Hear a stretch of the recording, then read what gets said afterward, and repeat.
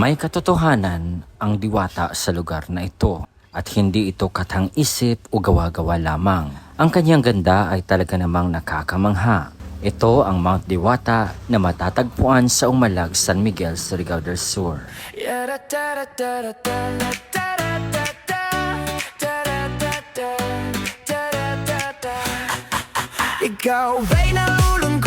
Alas 4 ng hapon nang kami ay tumungo sa Mount Diwata. Ito na ang aking ikalawang pagkakataon na makarating dito. At sa pagkakataong ito, dito na kami magpapalipas ng gabi. Sa tuktok mismo ng bundok. It's a tourist attraction that will never be the same. There's a big bus driver taking money on the side. Sakay ng isang 4x4 kasama ang ilang mga kilalang vloggers dito sa Surigao del Sur. Hindi na kami nagtagal pa dahil kailangan naming makarating sa bundok bago tuluyang magtakip silim. Binaybay namin ang sementadong kalsada ng San Miguel sa loob ng mahigit 20 minuto. Unti-unting nauubos ang mga kabahayan. Pakapal ng pakapal ang mga puno, palamig ng palamig ang simoy ng hangin, at lalo pang gumaganda ang paligid habang kami ay papalayo sa bayan.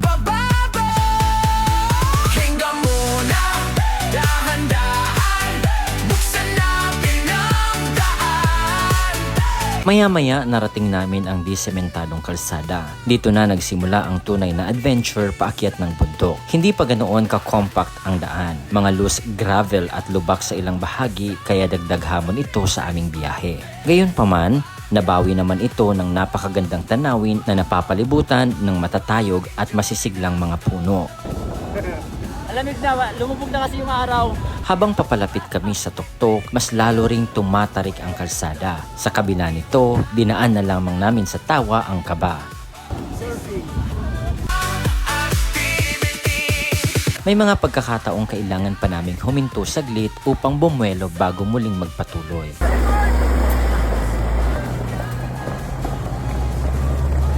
Lord, thank you Lord, hindi ako iiyak today. Alas 5:30 nang tuluyan kaming makarating. Sakto dahil nag-aagaw na ang liwanag at dilim. Guys, dumating na kami dito.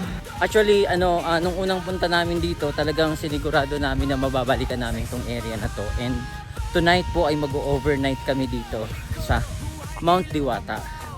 Diyan kami mag-overnight. So, sinamahan kami ng LGU ng San Miguel, ng tourism department nila, para ma-explore natin ang ganda ng San Miguel. Bago pa man umakyat, kumuha muna ako ng maiinom na tubig mula sa bukal ng bundok.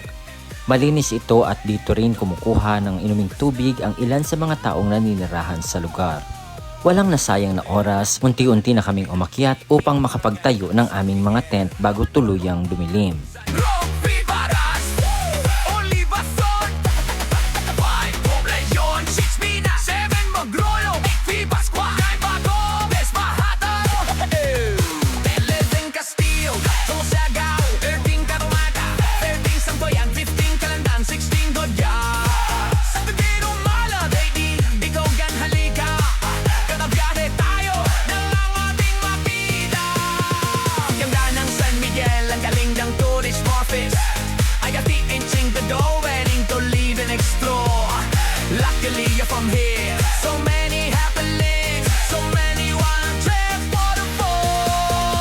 Kanya-kanya kaming latag ng masisilungan at matutulugan para sa aming isang gabing pananatili sa tuktok ng bundok.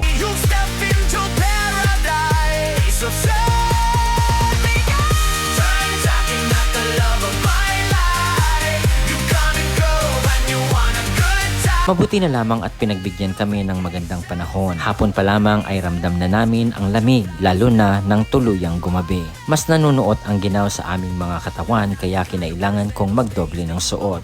Sa taas ng bundok na ito, tanaw ang Sea of Clouds, dahilan kung bakit mas malamig ang simoy ng hangin. Matapos magluto ng aming hapunan, sabay-sabay kaming kumain habang nagkukwentuhan at nagtatawanan. Pagsalamat Ginoo Lord sa pagkaon ning hatag ka na makoron na pata makahatag kini kabastog sa among panglawas. Amen.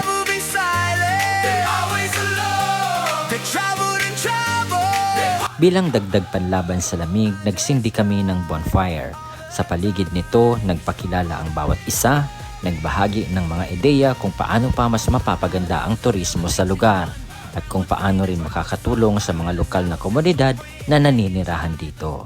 Kinabukasan, habang unti-unting sumisikat ang araw at pakapal ng pakapal ang mga ulap na aming dinudungawan, lalo pang naging mahiwaga at kahanga-hanga ang paligid. Ang asul na langit na nababahiran ng dilaw at kahel na sinag ng araw, ang luntiang kabundukan at ang naglalakihang puting ulap ang nagsilbing tahimik naming kasalo ng umagang iyon. Sa gitna ng mahamog at malamig na umaga, isang tasa ng mainit na kape ang aming naging kaagapay. Simpleng inumin sa umaga, ngunit sapat para painitin ang katawan at namnamin ang katahimikan ng bundok. May inihandang almusal ang Tourism Department para sa amin. Iba't ibang masasarap na putahe na sabay-sabay naming pinagsaluhan. Habang umuusok pa ang mainit na pagkain, ramdam namin ang malasakit at maayos na paghahanda para sa aming pagbisita. Sa bawat subo, hindi lang gutom ang nabusog kundi pati ang pakiramdam, lalo na't sinasabayan ito ng malamig na simoy ng hangin at tanawing puno ng ulap at kabundukan. Sa simpleng almusal na iyon, mas lalong naramdaman ang diwa ng pagtutulungan at mainit na pagtanggap ng komunidad. Isang paalala na bukod sa ganda ng lugar, ang mga taong handang magbahagi at mag-alaga sa turismo ang tunay na yaman ng Mount Diwata.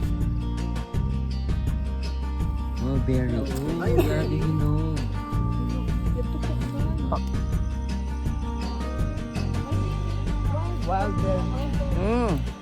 Ang lasa niya maasim.